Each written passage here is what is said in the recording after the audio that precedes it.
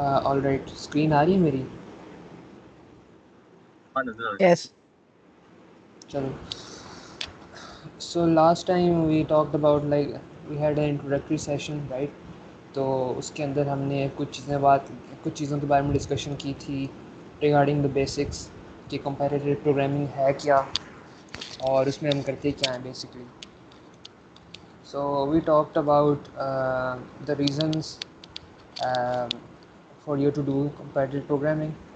उसमें हमने डिस्कस किया था कि एक तो आप एक अच्छे प्रॉब्लम सॉल्वर बन जाते हो फर्स्टली, एंड सेकंडली आप जो है अपनी एप्लीकेशन में इसको आप ऐड कर सकते हो, एंड थर्डली इसके जो कॉम्पिटिशन्स होते हैं, right? We have some informatics competitions, जिस तरह के आईएमओ होता है, जिस तरह के मैथ्स ओलंपियाड होता है, उसी तरह हमारा पाकिस्तान ओलंपियाड ऑफ इंफॉर्मेटिक्स होता है. And we have IOI, which is International Olympiad of Informatics, or and this is one of the most prestigious level of algorithmic contest for high schoolers. And then we talked about the contests in your university. At your university level, we have intercollegiate programming contest, ICPC, which happens in your university second year, third year. तो अगर आप अभी से start करते हो तो आप जो है उसके लिए भी तैयारी कर सकते हो. And we also talked about programming contest में होता क्या है. तो हमारे पास एक टाइम लिमिट होती है, उसमें हमने कुछ प्रॉब्लम सॉल्व करने हैं और उसका कोड हम ऑनलाइन सबमिट करते हैं. अब वो कोड जो है एक ऑनलाइन कंप्यूटर होता है जिसको ऑनलाइन जज कहते हैं, विच चेक्स योर कोड.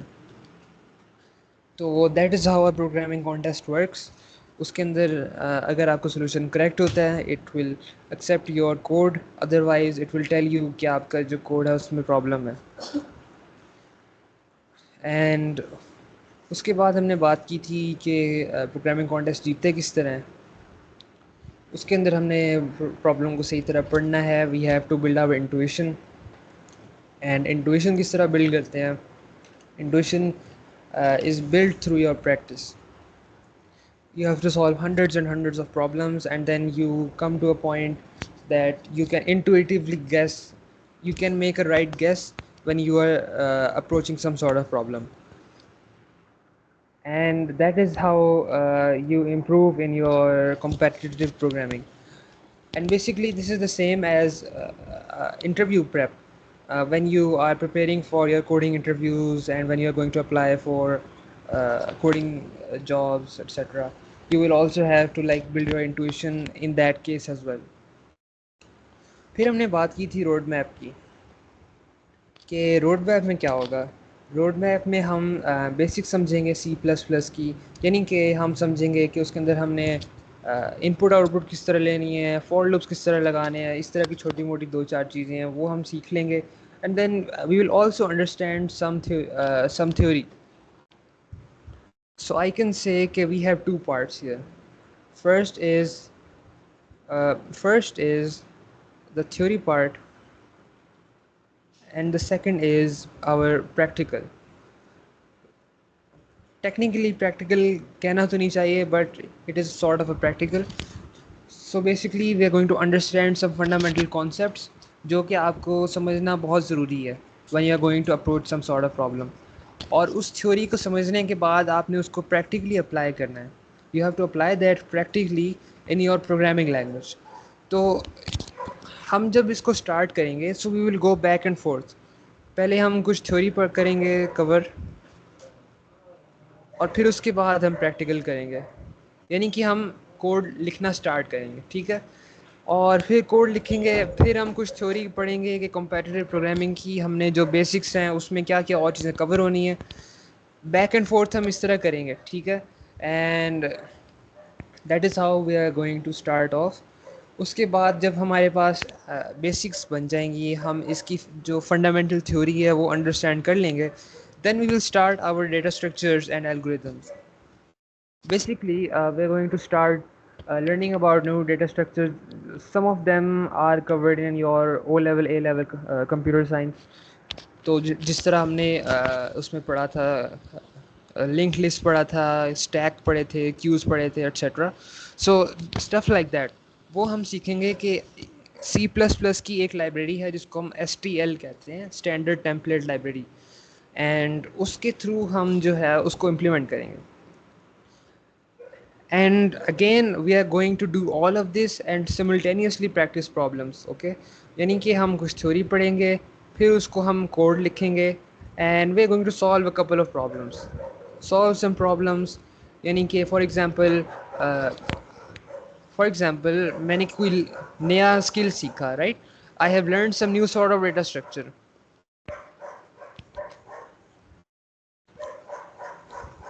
अब बैकग्राउंड से आवाज़ तो नहीं आ रही?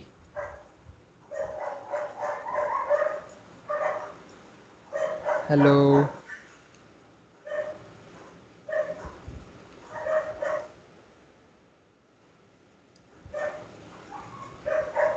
हेलो, आवाज़ आ रही है मेरी?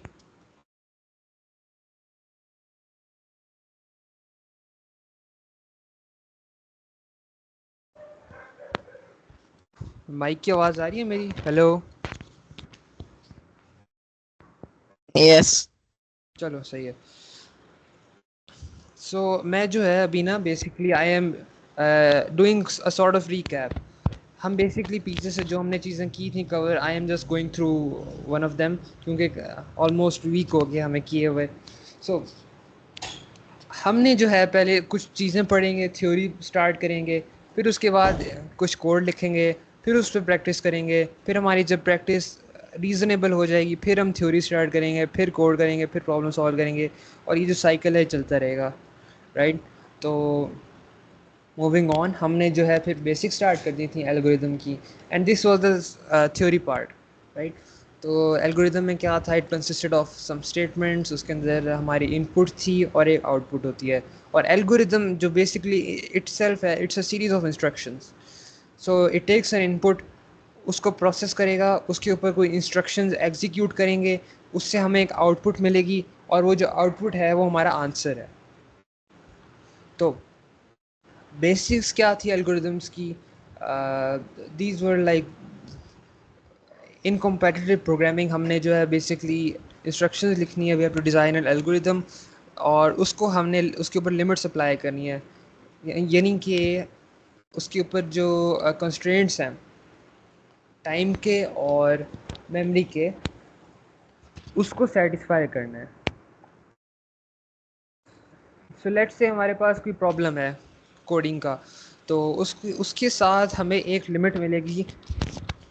For example, you will have only 1 second. The code will only be given 1 second to solve the entire problem. I'm just saying as a sake of an example, right? For example, वो कह सकता है 1 second हमारे आपके पास limit है. ये आपने इतना अच्छा कोड लिखना है कि आपका कोड 1 सेकंड में सारी की सारी चीज़ों को जो है एग्जीक्यूट करके सॉल्व कर दे. And secondly it can also say is something like 256 megabytes की आपकी मेमोरी लिमिट है. यानी कि आपका कोड जो है 256 मेगाबाइट से ज़्यादा मेमोरी नहीं ले सकता. और अगर इन अ केस कि आपका कोड एग्जीक्यूट होते हुए टाइम ज़्यादा ले ले या मेमोरी ज़्यादा ले ले, in that case it will give some a verdict called time limit exceeded. ठीक है, it is called time limit exceeded. यानी कि आपका जो कोड है उसने टाइम लिमिट से ज़्यादा टाइम लिया है. It can also say something like memory limit exceeded, यानी कि आपके कोड ने मेमोरी ज़्यादा ली है. This is very rare. You won't have to worry about this in 99% of the problems. Okay, 99% of the problems में आपको इसकी टेंशन नहीं लेनी होगी. इसकी ये जो चीज़ है ना, this will be like the challenge for you, कि you would have to determine कि आपका जो कोड है that executes with in the time limit. So, this was what we basically covered in the last session, right? So, moving on, we were talking about how can we predict हमें अंदाज़ा किस तरह होगा कि हमारा जो solution है, let's suppose कि मैं कोड लिख रहा हूँ, right, I am writing some sort of code, और उसको मैंने अंदाज़ा लगाना है will this code be with in the time limit. तो वो हम किस तरह लगाएंगे, I will we will talk about that now. So, so memory constraints are not something to worry about, right? And the question is how to figure out time complexity of an algorithm. So in other words, we have to predict कि हमारा आपने किस तरह का solution किसी program पे apply करना है, right? और इसकी जो दूसरी terminology है, इसको big O notation भी कहते हैं। बिग ओ नोटेशन का मतलब है लाइक इसको आप इस तरह लिखते हो, ओ ऑफ एन या ओ ऑफ एन स्क्वेयर्ड। ये जो है ना, ये एक नोटेशन होती है, और इस नोटेशन का मतलब क्या है, मैं अभी उसी जो नेक्स्ट स्लाइड है उस पर हम ये कवर करने वाले हैं।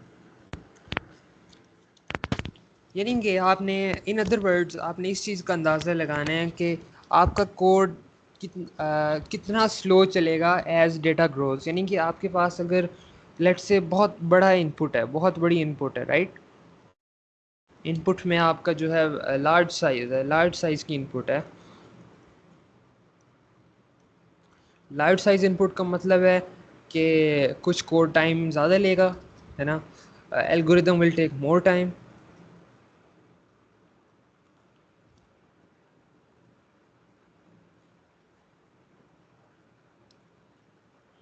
विच मीन्स कि वी हैव टू डिटरमिन कि जो ये एल्गोरिदम है कितना ज़्यादा और टाइम लेगा, and that is what space time complexity is about. इसमें से किसी को कोई क्वेश्चन हो अभी तक?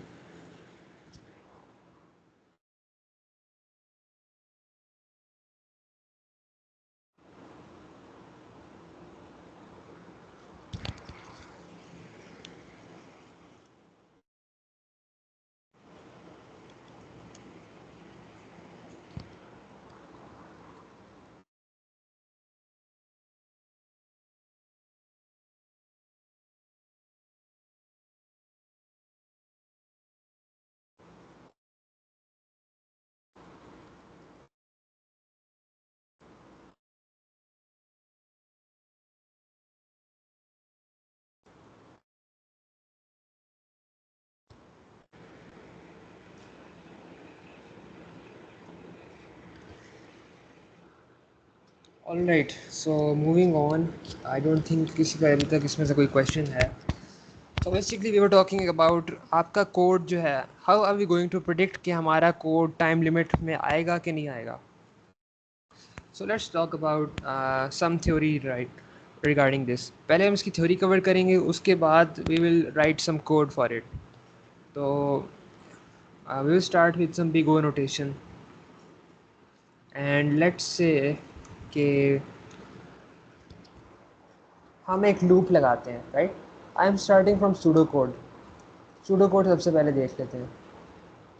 लेट्स से कि I take an input of N, okay, मैं इनपुट ले रहा हूँ एन की, और एन क्या है, एन एक नंबर है। लेट्स से एन जो है, एन है 10। सो हमारे पास एक इनपुट है 10 की, and we are going to make a loop from 1 to n। यानी कि हम ये वाला कोड जो है, this code will be executed 10 times, right. Let's say कि अगर मेरा n 1 होता, right, let's say n is equal to 1, n is equal to 1 पे क्या होगा, ये लूप 1 टाइम चलेगा, लूप वंस। लूप वंस पे हमारी एक इंस्ट्रक्शन एग्जीक्यूट होगी। ये वाला जो कोड है, कोड एग्जीक्यूट्स 1 टाइम।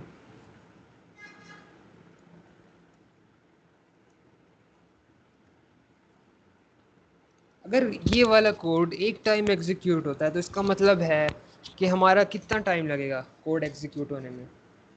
यानी कि इतनी इंस्ट्रक्शन जो है, लेट्स से इसको लगते हैं एक्स सेकंड्स।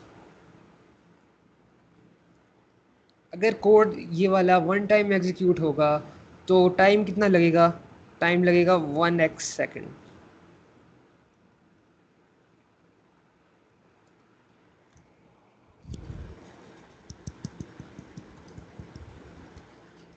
अगर इसी कोड को हम 10 टाइम्स एग्जीक्यूट करते हैं, लेट्स से कि हम जो है इसका लूप लगाते हैं।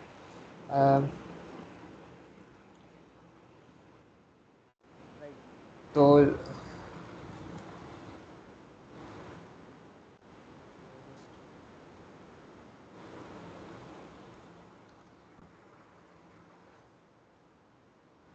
लेट्स से कि हम अगर हमारा कोड, ये वाला कोड 10 टाइम्स एग्जीक्यूट होता है, 10 टाइम्स चलेगा, फॉर 1 to 10, तो फिर ये वाला कोड कितने टाइम्स एग्जीक्यूट होगा? 10 टाइम्स एग्जीक्यूट होगा।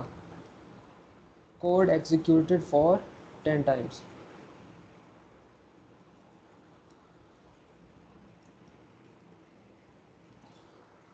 इसका टाइम कितना लगेगा?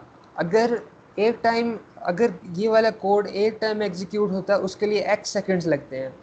तो यही कोड अगर 10 टाइम्स एग्जीक्यूट होगा तो कितने x सेकंड्स लगेंगे? 10 x सेकंड्स लगेंगे, राइट? ये बात समझ आई है सबको?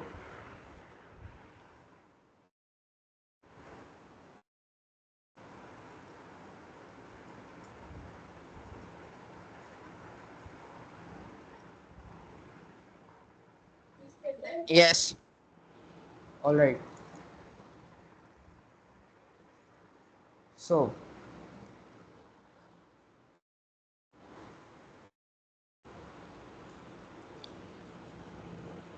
सो basically in other words, we are going to check कि जितने टाइम्स हमारा कोड रिपीट होगा, उतने टाइम्स हमारे जो टाइम है, time to execute it will increase. यानी कि लूप एक बार चलेगा तो x सेकंड्स लगेंगे। यानी कि लेट्स सपोज के लूप एक बार चलने पे 1 सेकंड लगेंगे। अगर वही लूप 10 टाइम चलता है तो उस पर 10 सेकंड लगेंगे। इसका मतलब है कि अगर हम n जो है फॉर लूप लगाएं 1 to n, राइट, और उसमें कोई इंस्ट्रक्शन है, उसमें कोई कोड है,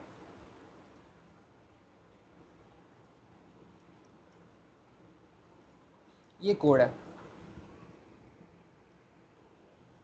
अब ये कोड कितनी बार रिपीट हो रहा है? 1 से लेके n तक चलेगा, तो कितने टाइम्स रिपीट होगा? n टाइम्स रिपीट होगा। अगर हमारा कोड n टाइम्स रिपीट होता है तो इसका मतलब है कि इसकी कॉम्प्लेक्सिटी O ऑफ n है।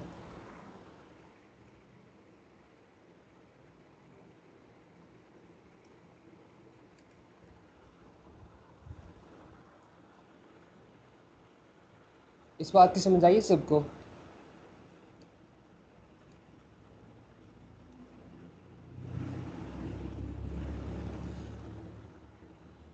ये चीज़ एक्चुअली हमारे ए लेवल के जो A2 का सिलेबस है उसका पार्ट भी है ये चीज़। सो बेसिकली यानी कि हमने सिर्फ ये चेक करना है कि एक कोड कितनी बार रिपीट हो रहा है। अगर एक कोड 10 टाइम्स रिपीट हो रहा है तो उसकी टाइम कॉम्प्लेक्सिटी होगी ओ ऑफ ओ सॉरी अगर कोई कोड n टाइम्स रिपीट होता है, अगर कोई लूप लगा हुआ है n टाइम्स, तो उसकी टाइम कॉम्प्लेक्सिटी होगी O ऑफ n। यानी कि अगर n 1 होगा तो लेट सपोज 1 सेकंड लगता है, n 2 होगा तो 2 सेकंड्स लगेंगे,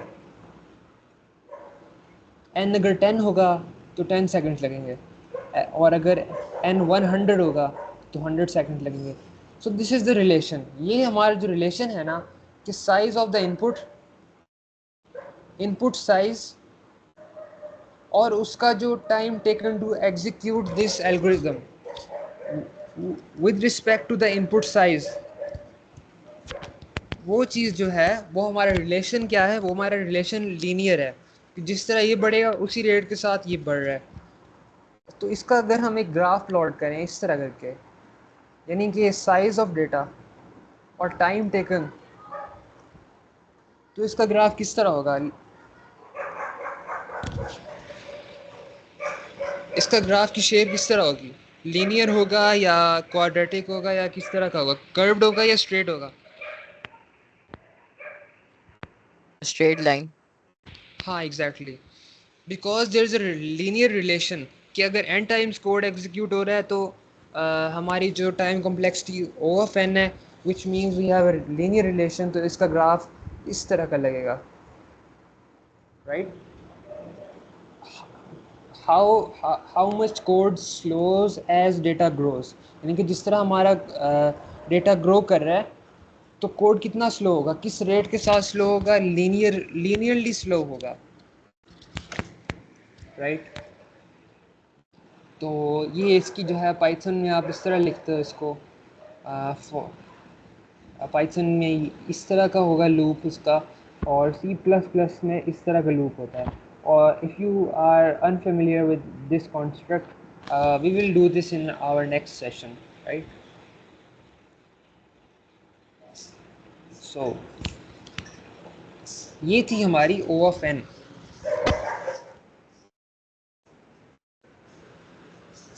आई एम सॉरी, आज बाहर बहुत डिस्टर्बेंस हो रही है। हाँ बताओ, हैंड रेस किया हुआ आपने। Will this presentation be shared after the meeting? Yes, I will put it in the group chat. Okay. So this is like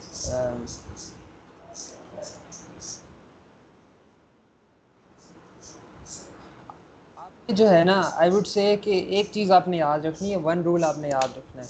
when ever you are going to determining the time complexity, कैसे determine करोगे? You will see कि how many times a code is being repeated, how many times some code is repeating, okay? जैसे कि हमने यहाँ बात की थी कि n टाइम्स रिपीट हो रहा है कोड, तो इसका मतलब है इसकी टाइम कॉम्प्लेक्सिटी क्या होगी? O ऑफ n होगी, ओके? कि अगर n टाइम्स कोड रिपीट हो रहा है,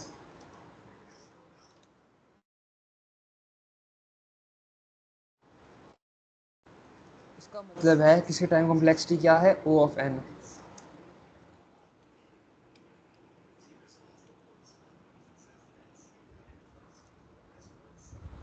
लेट्स से कि हमारे पास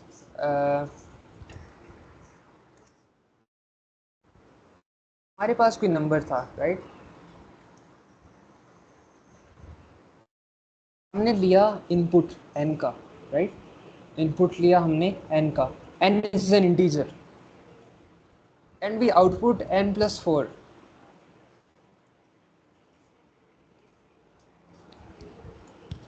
अब इसके अंदर ये देखो, we are taking a number n and we are outputting it. अब n अगर छोटा होता है, if n is small, for example n is 1 2 3 4 something like that, और n इज लाइक 1000 और 100,000 और समथिंग लाइक दैट, तो इसकी जो नंबर ऑफ इंस्ट्रक्शंस है, नंबर ऑफ इंस्ट्रक्शन पे फ़र्क पड़ेगा कोई? यस और no?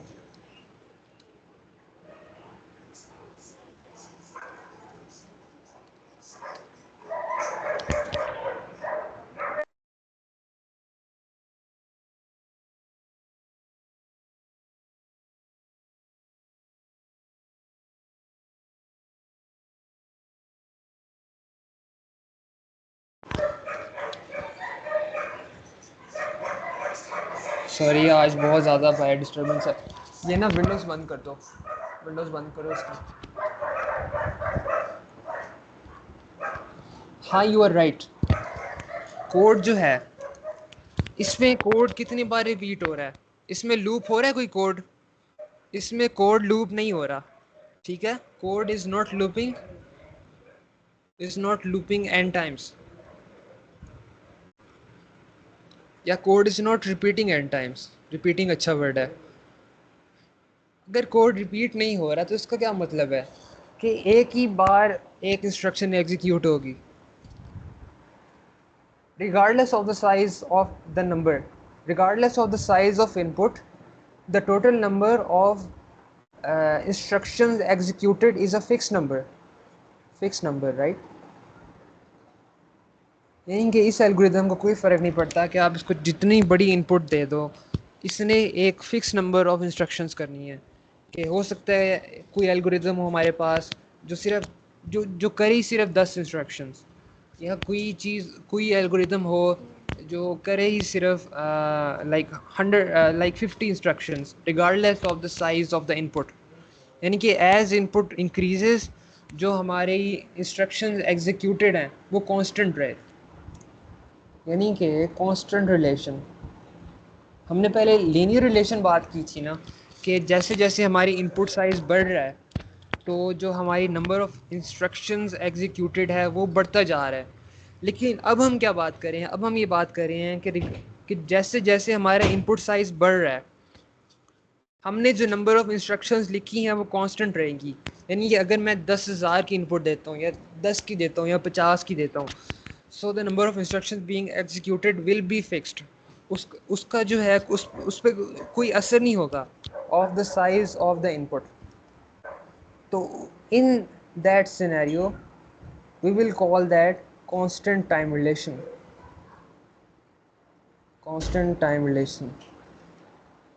And when we have constant time relation, इसका मतलब है कि हम इसको इस फॉर्म में लिख सकते हैं O of 1. यानी कि the code is being executed only one time. Okay यानी कि सारा का सारा कोड जो है कितनी बार एग्जीक्यूट होगा, एक बार होगा. लेट्स से कि कोई हमारे पास कोई बड़ा बड़ा एल्गोरिदम भी हो जिसमें लेट्स से हमने इनपुट ली n की, फिर n+10 कर दिया, फिर n को 2 पर डिवाइड कर दिया, फिर आउटपुट की n की. अब इसमें ये देखना है कितनी बार कोड रिपीट होगा. ये कोड एक बार रिपीट होगा सिर्फ. क्यों? क्योंकि इसके अंदर कोई लूप नहीं लगा हुआ n के रिलेशन में. विच मीन्स कि हम इसको O of 3 नहीं लिखेंगे, हम इसको लिखेंगे O of 1 के साथ, और इसको भी हम लिखेंगे O of 1 के साथ, इस तरह. तो इसका जो ग्राफ है वो इस तरह का बनेगा. साइज ऑफ डेटा जैसे जैसे बढ़ेगा, the time taken to execute the algorithm, execute the instructions will remain constant regardless of the size of data, right? ये हमारे पास एग्जांपल्स हैं कि लेट्स सपोज कि हमने कोई कैलकुलेशन की, any sort of mathematical calculation जो है इस फॉर्म में, this will take constant time. Okay, arithmetic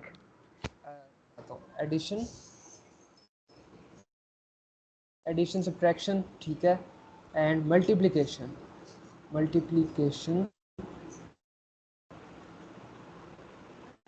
और डिवीजन. ये चार चीज़ें जो है ना ये कांस्टेंट O of 1 में हो जाता है.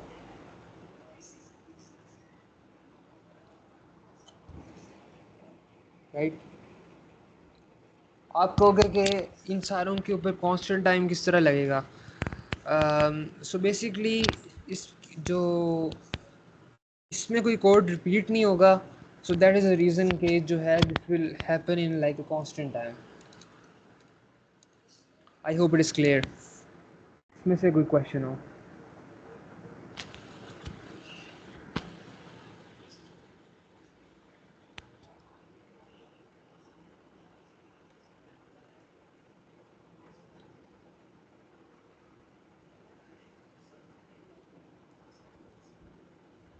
All right. तो आज की जो हमारी जो लास्ट चीज़ है we are going to discuss about, that is O of n squared. अब O of n squared क्या चीज़ है, आप ये भी देख लो. So basically what's happening is कि you have a loop for I, क्या होगा जी, I लिख देते हैं 1 to n तक, राइट। और फिर हमारे पास कोई कोड है यहाँ पे। ये कोड कितने टाइम रिपीट होगा, मुझे जल्दी से चैट में बताओ।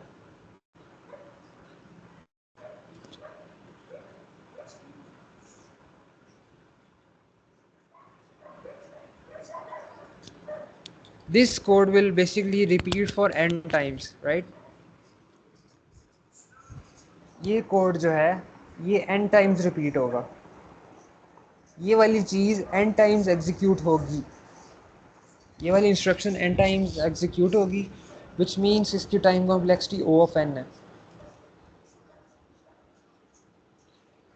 नाउ लेट्स से कि हमारे पास कोई और कोड है इस तरह, और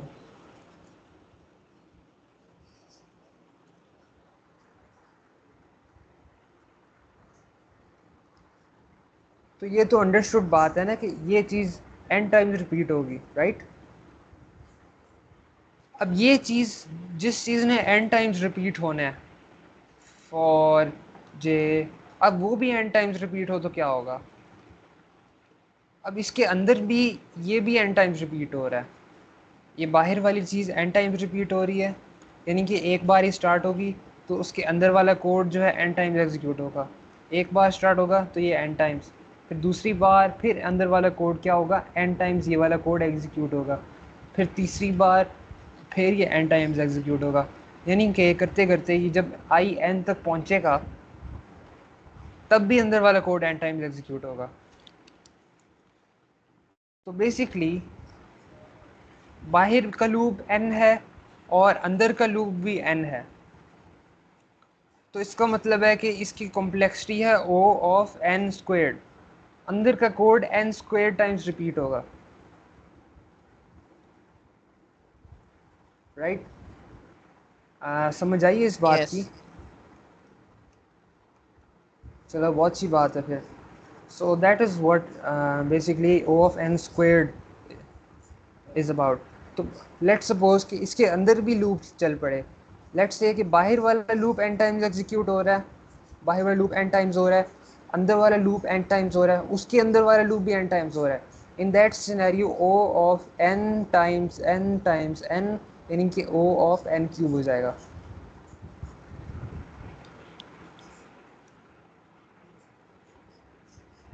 इसका क्या मतलब है, इसका मतलब ये है कि जैसे जैसे हमारे इनपुट का साइज़ बढ़ेगा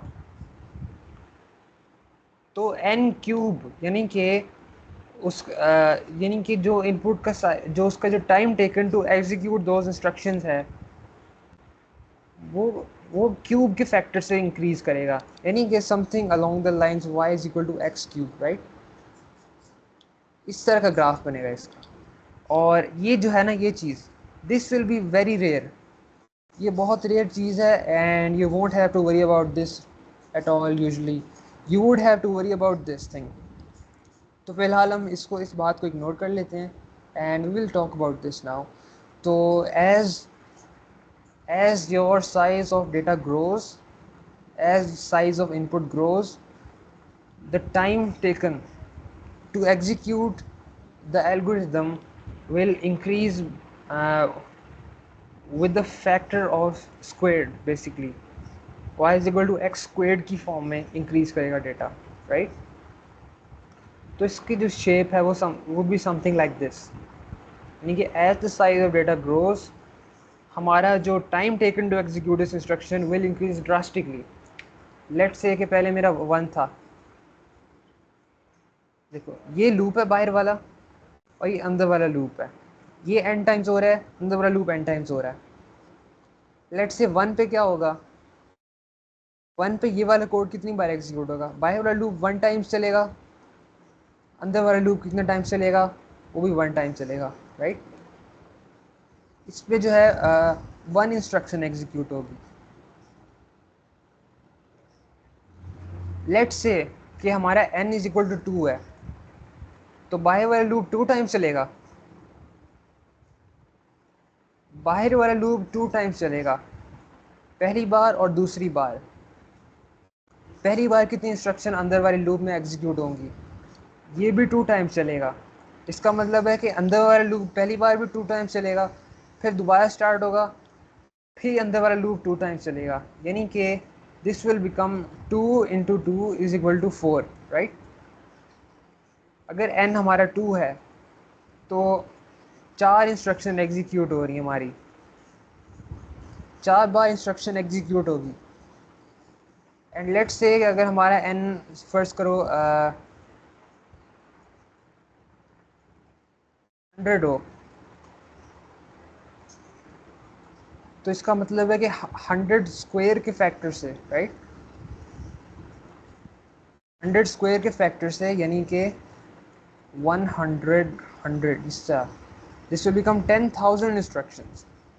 यू विल नोटिस कि कितना ज़्यादा इंस्ट्रक्शंस बढ़ रही हैं, यानी कि अगर हमारा डाटा थोड़ा सा भी बढ़ेगा, यानी कि 1 से 10 पे जाओगे, तो basically we are going from 1 instruction to 100 instructions being executed, which is not ideal. And sometimes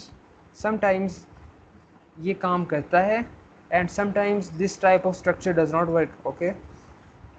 तो we will talk about this. So था आज की हमारा topic, and we are also I was also interested कि हम जो है अपना IDE सेटअप करें। So what is IDE? IDE is basically integrated development environment. तो टेक्निकली IDE कह नहीं सकते क्योंकि इसके अंदर हमारे पास का इतने कोई फीचर्स नहीं होंगे। Basically we are going to have a text editor and a compiler. उससे आगे पीछे हमें इतने फीचर्स नहीं चाहिए। अगर इफ़ यू आर इंटरेस्टेड तो you can get a good IDE as well. So that is what we are going to do next. तो आज हमने बिग ओ नोटेशन स्टार्ट की थी, and first we talked about O of n, यानी कि हमारा code जो है, जो इनपुट n है, तो कोड भी उसका n टाइम्स रिपीट हो रहा है, यानी कि उसका लीनियर रिलेशन है कि अगर एक टाइम कोई अगर इनपुट 1 है तो इंस्ट्रक्शन जो है एक टाइम एग्जीक्यूट हो रही हैं। एंड इफ इनपुट इज़ 100 तो हमारी जो नंबर ऑफ इंस्ट्रक्शन है वो भी 100 हो रही हैं। And we have this sort of linear relation. इसके अंदर जो है एग्जैक्टली इस तरह की नहीं होती basically, but what I am trying to do is give an example, give a simplified example कि लीनियर रिलेशन की फॉर्म में हमारा जो है number of instructions being executed होता है एज डेटा ग्रोज। उसके बाद हमने बात की थी कि लेट्स के अगर हमारे पास कोई इनपुट है और उससे हमारे जो नंबर ऑफ इंस्ट्रक्शन है कांस्टेंट रहती हैं, यानी कि अगर 1 इनपुट है और इंस्ट्रक्शन भी 1 रहती है, एंड 100 इनपुट्स हैं और इनपुट साइज 100 है, and still the instruction remains 1, instruction repeats once, so that means कि हमारा जो रिलेशन है that is a constant relation, यानी कि सिर्फ एक टाइम कोड रिपीट हो रहा है तो रिलेशन कांस्टेंट है, n टाइम्स कोड रिपीट हो रहा है तो रिलेशन लीनियर है, O ऑफ n कहेंगे। और अगर n स्क्वेयर टाइम्स कोई कोड रिपीट होता है तो वो जो है हमारा O ऑफ n स्क्वेयर होगा। इसमें से बेस्ट कॉम्प्लेक्सिटी कौन सी है? Best complexity obviously O of 1 है। सबसे पहला हमारा एम ये होना चाहिए कि हमारा प्रॉब्लम जो है O ऑफ 1 में सॉल्व हो सके। लेकिन कोई प्रॉब्लम ऐसा हो सकता है which can be impossible to solve in constant time के अंदर, हमारा कांस्टेंट नंबर ऑफ इंस्ट्रक्शंस के अंदर हमारा कोई कोड हो सकता है कि ना सॉल्व हो सके, हमें कोई लूप लगाना पड़े। तो in that case we will go for O of n। Best ये था। उसके बाद आता है O ऑफ n, एंड उसके बाद आता है O of n squared. And there is one more space time complexity जो कि मैंने अभी डिस्कस नहीं की, that is called logarithmic time complexity. और ये किस तरह होती है? ये होती है O of log n, okay. And you would say ये क्या चीज़ है, हाउ डज दैट वर्क? इसके लिए you need to understand binary search. इसके लिए आपको जो है बाइनरी सर्च आने चाहिए, बाइनरी सर्च, ओके। और binary search is a searching technique. पहले आप लोगों को ये समझना होगी, फिर आपको समझ आएगी कि ओ लॉग ऑफ एन क्या है। लेकिन ओ लॉग ऑफ एन मैं आपको बता देता हूँ कि basically is a very good time complexity. Best time complexity होती है कॉन्स्ट, फिर होती है ओ ऑफ एन, उसके बाद होती है ओ ऑफ एन स्क्वायर। इसके अलावा भी बहुत सारे टाइम कॉम्प्लेक्सिटीज होती हैं, but I am not going to discuss all of them, क्योंकि ये बेसिक्स में हमें इसकी ज़रूरत नहीं है। अभी आपने इसको जो है इतने डिटेल में जाने की ज़रूरत नहीं है, but I am just going to let you know कि ये भी आपको आगे जाके समझना पड़ेगा, राइट? तो this was the theory part. ये हमारा थ्योरी वाला कुछ पार्ट था that we have covered today. And जैसे कि मैंने पहले बताया, we are going to do some theory, then we are going to write some code, then and we are going to go back and forth, solve a couple of problems in between. So इस तरह करके हम करेंगे। And we have completed time complexity today. And in our next session इंशाल्लाह हम जो है अपना आईडी सेटअप करेंगे। उसके अंदर हम अपना जो कॉम्पिटिटिव प्रोग्रामिंग के लिए हमें एनवायरनमेंट चाहिए वो सेटअप करेंगे। And then we are Okay. Going to start writing code in C++। ये जो चीज़ें हमने की है ना, अब हम कोड में लिख के देखेंगे कि क्या होता है, right? So that is what we are going to do in our next session. So इसमें से आज जो हमने कवर किया है, इसमें से कोई क्वेश्चन हो?